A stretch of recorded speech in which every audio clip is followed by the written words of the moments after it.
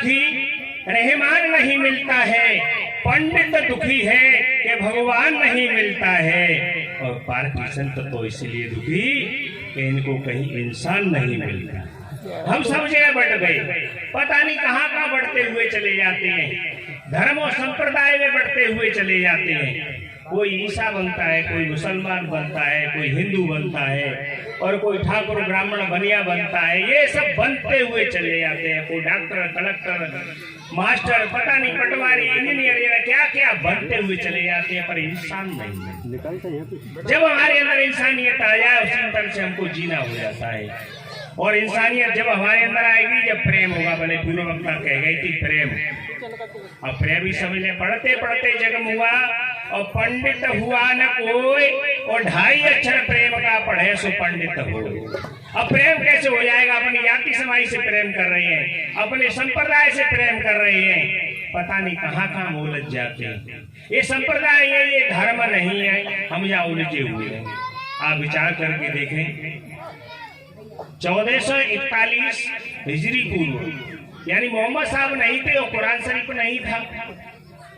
अब जब कुरान शरीफ नहीं, मोहम्मद साहब नहीं, तो वे कौन लोग कौन थे? आप बताएं, कोई न कोई तो उनके पूर्वज रहे होंगे। 2020 ईस्वी पूर्व ईसा मसीह नहीं थे और बाइबिल नहीं थी, तो आप बताओ वो भी लोग इंसान होंगे? अब ईसा मसीह धर्म कहां से आ गया? तब से ही तो चला बात। 2500 वर्ष पूर्व गौतम बुद्ध भगवान नहीं थे, तो बौद्ध धर्म भी नहीं था, तो फिर वह कौन थे लोग? तो भी तो इंसान हुए होंगे कि नहीं उनके पूर्वज? 2568 ईस्वी पूर्व महावीर स्वामी जैन मुनि नहीं थे और जैन धर्म तभी से संस्थापक बने, तो तब भी तो कोई न कोई लोग थे। संकेत की भाषा में बताया है, ब्राह्मण की उत्पत्ति मुंह से बताई है। आज तक अभी मुंह से संतान पैदा हुई है किसी ने देखा है, सुना है? और नहीं होते तो बताओ कैसे कह दिया? अरे कोई संकेत की भाषा है। क्षत्रियों को बता दिया कि हाथ से पैदा हुए, वैश्यों को बता दिया जंगा से या पेट से पैदा हुए। अब बताइए, पैर शूद्र से पैदा हुए, कभी आज तक संतान पैदा हुआ ही देखिए। पढ़े लिखे लोग न होकर के, पर ये कहने की बात है शास्त्रों की, जब संकेत में समझ आएगा। और संकेत को हम नहीं सुन पाते और समझ पाते, और संकेत समझे। अब विचार करके देखें, जब सतयुग में कितना बड़ा घोर पाप हुआ था, जब 4 अवतारों को आना पड़ा। 4 अवतार हुए, मच्छ, कच्छ, बारा और नरसिंह 4 अवतार आए। वो कह देते जब जब हो धर्म की हानि और 12 असुर धर्म मानी, तो इसका मतलब 4 अवतार हुए तो ज्यादा धर्म होता होगा। और त्रेता में 3 और द्वापर में 2। त्रेता में राम, परशुराम और वामन अवतार हुए, और द्वापर में 2 हुए, कृष्ण और बलराम। और कलयुग में कोई हो रहा अवतारों का सबकी संबंधी होगी, सब लोग पढ़े लिखे हो गए। पढ़े लिखे होने से क्या कितनी हो मजबूरी, और शिक्षा बहुत जरूरी। आप लोग न मेरा देश चलता है गीता और कुरान से, ये मेरा देश तो चलता है बाबा साहब के संविधान से। अब आप समझे, बाबा साहब के संविधान से चल रहा है कि उस जो हमारी रूढ़िवादी की बात थी उनसे, और जिनसे हम जातिवादी की बात करते हैं वो समझे। वाल्मीकि ऋषि ने लिखा था रामायण, और शायद सीता माता को राम ने निकाल दिया तो वहीं पे रही थी। बताओ कहाँ छूट पाक रहा? हम राम के भगत बनते हैं और राम से ही लड़ते हैं और रामायण पढ़ते हैं, और फिर राम काय को पढ़ते हैं। कितनी हमारी विचारधारा है। आप बताएं, वाल्मीकि ऋषि को जब कितनी विद्या दी, जब उसको कितना ट्रेंड बना दिया हर विद्या में, जो विद्याएं जानते और समझते सारी विद्याओं निपुण कर दिया। तो जाति से नहीं हुआ। भागवत पुराण के रचयिता हुए महामुनि वेदव्यास, तो जाति से नहीं, वो भी बल्लाह की पुत्री के थे। तो कर्म से नारद दासी के पुत्र थे, वशिष्ठ वैश्या के पुत्र थे, उर्वशी के पुत्र, या कुछ भी भाषा की परिवर्तन की बात है। तो अब इस बात से नहीं, जाति से कोई श्रेष्ठ नहीं हुआ, कर्म से हुए। अब जातियों की उत्पत्ति के बारे में यह तो संकेत की भाषा में हमारे शास्त्रों में बताया। ब्राह्मण की उत्पत्ति मुंह से बताई। मुंह के उत्पत्ति की बात मत समझो, मुंह जैसे लक्षण होना चाहिए। मुंह से उत्पत्ति नहीं बताई, मुंह जैसा लक्षण होना चाहिए। कितनी भी सर्दी हो, गर्मी हो, वर्षा हो, कुछ भी हो, पर मुंह को कोई ढकता है, बड़ी बर्फ पड़ रही हो, रात में भैया पानी लगा रहे ठंड में, पर मुंह में कोई ढकेगा? कोई नहीं ढक सकता है। ऐसा तपस्वी होना चाहिए। ऐसा उसको ब्राह्मण कहलाने योग्य होता है जो तपस्वी हो। दूसरा, मुंह सबसे पहले झुकता है, अभिवादन करता है, कोई सामने मिलता है तो हम अभिवादन करते हैं, सिर सबके लिए झुकाते हैं। क्या हमारे अंदर विद्या ददाति विनमय, क्या हमारे अंदर ऐसा लक्षण है, हमारे अंदर झुकने की परंपरा है कि नहीं? हम अपने अहंकार में बैठे, हम ब्राह्मण घर में पैदा हुए, हम सब मेरे लिए झुक जाए, पंडित जी पाला भी कर लें, तो हम कैसे मान लेंगे हम ब्राह्मण से जब तक हमारे अंदर इतनी नम्रता नहीं है? अभिवादन नहीं कर सकते, दो शब्द नहीं किसी को मीठे बोल सकते, तो आप बताओ हम ब्राह्मण की उत्पत्ति कैसे मान सकते हैं? तो संकेत की भाषा में विद्या किसको कैसे दी जाती है? तो हमारे सब स्टोर भंडार है, वो मस्तिष्क में ही तो है, और मुंह के द्वारा विद्या दी जाती है और विद्या सीखी जाती है। विद्या लेना और विद्या देना, ये हमारे किससे होता है? ये हमारे मुंह से ही तो होता है। ऐसे संकेत विद्या लेने के और देने के हमारे लक्षण होने चाहिए। अब दूसरा एक लक्षण और, खाने पीने को आप कोई बढ़िया वस्तु दे दें, पर मुंह कभी एक पलक झपकने के लिए रख नहीं सकता है, तुरंत सारी इंद्रियों को बांट देता है। तो यहाँ कहते मुखिया मुख सो चाहिए और खान पान सो एक, पाले पोसे सकल अंग तुलसी सहित विवेक। सारे अंगों को पोषण करता है, रखता नहीं है, और रख लेते दांतने का बेईमानी कर जाता तो दांतने में क्या हो जाता है? वायरिया रोग लग जाता है, बेईमानी कचड़ा फंसा रह जाता है तो वो सड़ता है। तो ऐसा ही सड़ने के लक्षण बताए हमें, यदि ऐसा रख लेते हैं हम तो ये हमारे सड़ने के लक्षण है। और सड़ने के वैसे ही हम पंडित जी बैठ के मंच में प्रवचन करने के लिए या कथावाचन, उस गति को कौन सी बोलते हैं? बेयास गति। वो 1 लाख में तय के आइए तो मेरे बेयास गति पे बैठे, बताओ 50,000 में तय के आइए, तो कैसे मान लेंगे वो व्यास गति वाला? व्यास गति वाला तभी हो सकता है बिना आशा के वाचे, आशा छोड़ के हो निराशा और कह संत तब देख तमाशा। ऐसा होना चाहिए व्यास गति का मालक या पैसा दिए। तो हमारे धर्म की बात है क्या? धर्म की बात है। कथा भागवत होते ना माने मेरे मनुआ और नचारे समझ को ऊपर घुमात करो, खुद सोच लो ऊपर घुमात कर रहे हैं, तुम्हारी कोई संख्या होगी? बताओ, इसको नच रहे हैं, माता बहन नच रही है, उमा पंडित जी नचा रही है, तो ये क्या? ये शास्त्रों की बात है। धर्म धुरंधर बने, धर्म की आग नहीं घर घर में, धर्म के धुरंधर बनते हैं, सारे नचाते हैं, धर्म की बात नहीं हो सकती, अधर्म की बात होती। भागवत पुराण के 7वें स्कंद के 14वें अध्याय के 16वें श्लोक को आप पढ़ ले, उसमें लिखा हुआ है, उसका अर्थ समझ आ देते हैं। जो समय कम है व्याख्या इसलिए बताए, विचार करके देखें कि जो ब्राह्मण और साधु अपने जीवन यापन से अधिक धन संग्रह रखता है तो जनता उसका धन छीन ले और राजा उसको दंड दे। ये भागवत पुराण के 7वें स्कंद का 14वें अध्याय का 16वां श्लोक है, आप पढ़ ले। और पंडित जी महाराज 2 लाख में आए तो गाँव के मोड़े गाँव के करे तभी तलाशी ले ले मेरी, क्योंकि भागवत पुराण लिखिए तो भागवत पुराण वाले नहीं बताई होगी, तो बोले हमको हमारे गुरु ने अध्ययन कराया, हम आपको बता रहे हैं। प्रश्न संख्या किसी भाई को शंका हो तो अपने आप देख लेना उसमें, और नहीं तो शास्त्र तुम्हारे किसी भी संत से कर लेना। तो आप मुझे बताएं कि ऐसा ब्राह्मण साधु हो, फिर हम कल्याण चाहते हैं तो कल्याण वही व्यक्ति कर सकता है, स्वयं बंधनों से जो मुक्त होगा वो दूसरों के बंधनों को मुक्त कर सकता है। छोटे से दृष्टांत के माध्यम से आप विचार करें। एक बार एक राजा ने सुनाकर परीक्षित ने 7 दिन कथा सुनी और 7 दिन में ही उनका कल्याण हो गया। बात सही है, तो 7 दिन में कल्याण की बात सुनी और उनका हो गया। पर कथावाचक ऐसे उन पंडित जी ने 10-5 राजाओं को कथा सुना दी, और न तो राजा सुधर पाया न प्रजा सुधरी। हम भी रोज भागवत सुनते रहते हैं, कथाएं भागवत सत्संग सुनते रहते हैं, पर बिल्कुल हमारे अंदर सुधार नहीं हो सकता।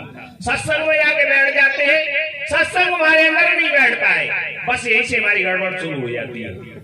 अब जब पंडित जी ने 10-5 कथा कही, राजा को सुधारनी हो या जनता को सुधारनी हो, उन्होंने कहा कि पंडित जी आओ, सब बहुत छांटने के लिए पंडित जी आई।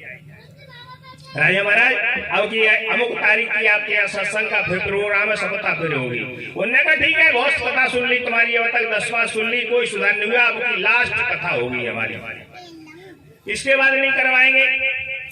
और अब की हमारा ये कल्याण नहीं हुआ, हमें शांति नहीं मिली, तो निश्चित ही मैं आपको फांसी के फंदे पर चढ़ा देंगे। जब इतनी सुनी तो पंडित जी महाराज तो घबरा गए, घर आके आगे आ बैठ गए। जब घर आकर के आ बैठे, पंडिताई ने पूछा महाराज पहले तो बड़ी खुशी खुशी थे आवते नारियल कथा को मिलते, तब कैसे मोल टकाए के बैठ गई? ये करे कहा कि फांसी पे चढ़ा रहे हो अनंत राजा, क्यों? क्या वो हमारे बन्नी में बैठते नहीं रिश्तेदार समझने को कल्याण कर लोग हम पे तो वही लीलावती कलावती आवती और बचुआवता कोई द्रौपदी और आते, और दूसरी कोई बात ही नहीं है, कल्याण की बात ही नहीं। हम कहते हैं पूछना चाहिए जो भैया कथा करवाते हैं। विचार करें कि लीलावती मिल गए भगवान, अच्छी बात है, द्रौपदी मिल गए, ध्रुव मिल गए, प्रहलाद मिल गई। अरे पंडित जी महाराज हमें बताओ हमें कैसे मिलेंगे, भाई इंतजाम है ना, बताओ उनकी कैसे रहते हैं, अपनी बताइए। अपनी बात नहीं बताते इसलिए क्यों कुछ जानते नहीं तो दूसरे बताएंगे, वही कथा बात चलेगी। तो दूसरे की कथा सुनने से नहीं हम तो गुजर रही, हम अपनी बात करें। तो अपनी बात इसलिए समाज का सुधार नहीं हो रहा। पहले रस्सी बाल्टी चलती थी तो रस्सी बाट में घास वाइन पूछते तो घास वाइन को माएंगे दाऊजी बड़ा घास बनावते और घास वाइन को पूछ रहे हो तो मिस्त्री चाहिए, मैं आपको समझ से ही लगभग काय जरूरत पड़ रही है। तो अपनी घास लटका डोले, समाज का सुधार इसलिए नहीं हो रहा। विचार करे तब अब घर में आए बैठे तो पंडितारी ने कही महाराज चिंता मत करो, हमारे यहाँ पारा की संता आवा करते हैं। हमारे पिताजी के यहाँ आवत रहते, जैसे मोतीराम जी का पहले त्यावती लग गई यहाँ पर रहते पहले मोतीराम भाई जी, तो देखो कितनी बढ़िया यहाँ इतना बगीचा लगा के इतना खुशखबरी चल रहा है। अब वो वहां पार की संतो कहाँ रहते, माँ रहते माँ ऐसे जंगल में कुटिया भी नहीं। तो सवेरे ही दो चल रही पति पत्नी, माँ पहुंचे भाजन किया, गुरु महाराज से कहा कैसे आए बेटी, आए कैसे, बड़े संकट में, हम तो फांसी पे चढ़ा रहा राजा का, तो चिंता मत करे, राजा मुझको ले जाएगा, हम कथा कहते हैं कल्याण हो जाएगा। और राजा वहां पहुंचते हैं और राजा साहब पहुंचे, दंड प्रणाम किया, कहो भाई कैसे आना हुआ, कि महाराज बड़ी मुसीबत में ऐसे ऐसे। तो कहे ठीक है सब सुधर हो जाएगा, पर मेरा कहना मानना पड़ेगा आपको, कि आप कहेंगे मैं हर कहना मानूंगा, हमें तो सुख शांति चाहिए। तो क्या अब दो चार चेले थे मां, एक रस्सी लिया, इस राजा को इस पेड़ से बांध दो, राजा के पेड़ से बांध दिया, एक रस्सी और ला, उधर पंडित जी महाराज पेड़ से बांध दिए और दोनों पेड़ से बंधे हुए और दोनों पेड़ से बंधे। फिर उनसे कही ये तुम्हारा चेला है राजा, पंडित जी से कि हाँ चेला है, तो या घोर के कर दो अपने घर को चला जाए, रस्सी छोड़ दो कि महाराज मैं काहे थे छोड़ दूं, मैं तो या पेड़ थे खुद बंधो। फिर राजा थे कहिए पंडित जी तुम्हारे चेला है क्या गुरु है, कि मेरा गुरु है, तो जी छोड़ के बिड़ा दो तो अपने घर को जाए, कि महाराज मैं जा पेड़ते बताऊं, मैं कैसे छोड़ के बिड़ा दूं। जो खुद बंधनों से बना हुआ है वो दूसरों को कैसे मुक्त करता है, अपनी बंधु बात जी है। तो बात समझो, बेचे वेद धर्म दो लाएंगे पिछड़ पड़ा पाप कही नहीं, कान में करेंगे कुर्र और तो चेला हम गुर्र और पैसा लेकर उड़ेंगे फुर्र। बस ये बात हमारी होती रहती है, इस तरह से मेरी समाज का कल्याण नहीं हो रहा। जो खुद बंधनों से मुक्त है, एक वो बताओ पंडित जी प्राण के सब हमको जिंदा चाहिए, भैंस गाय दूध देने के लिए जिंदा चाहिए, बिल्कुल बात सत्य, जिंदा चाहिए, माता ही जिंदा चाहिए, पिताजी जिंदा चाहिए, पत्नी जिंदा चाहिए, पति जिंदा चाहिए, और मैं मोड़ा बीमार है तो डॉक्टर जिंदा चाहिए, और हमें मास्टर जिंदा चाहिए, हमारे मोड़ी मॉडल पढ़ावे को जिंदा चाहिए, और पूजा के लिए मुर्दा चाहिए। बताओ कैसी ढकोसले की बात है, जो 3000 की या 500 की 1000 की मूर्ति खरीद लिया, हमारे कैसे पंडितों की बात है। अब कितने बरगला में मांगे, कितनी है मजबूरी, जब तक शिक्षा बहुत जरूरी है, जब तक आप पढ़ नहीं पाएंगे तब तक उल्टे ढकोसले में चले। आज तक डॉक्टर और विद्वान जो बना है वो कॉलेज और स्कूल में जाकर के बना है, मंदिर में जाकर के एक भी कलेक्टर बन जाता तो गारंटी की बात है, आज तक नहीं बना। इसलिए शिक्षा में जब तक पढ़ते रहोगे तब तक जानते हैं। जो बात जो कौम अपना जानेगी नहीं इतिहास, वो कभी कर नहीं सकती अपना विकास। जो वीर पुरुष हुए, धीर पुरुष हुए, उनको कैसे बरगला के रोंद के रख दिया गया। विचार करके देखें, आप कहां से विचार करें। किसी जमाने में नंगे भूखे रहते थे, शायद आज भी दो चार हमारे बुजुर्ग हैं उनको गुजरी हुई, कपड़े का बड़ा अभाव था। जब कपड़े का अभाव था तो उस समय कपड़े में क्या हुआ, किसी भैया ने रुई के पेड़ को देखा, धुना काटा बुना कपड़ा सारे समाज को दिया। तो ऋषि किसको कहते हैं, रिसर्च करने वाले को, जिसने खोज की कपड़ा बुन करके दिया।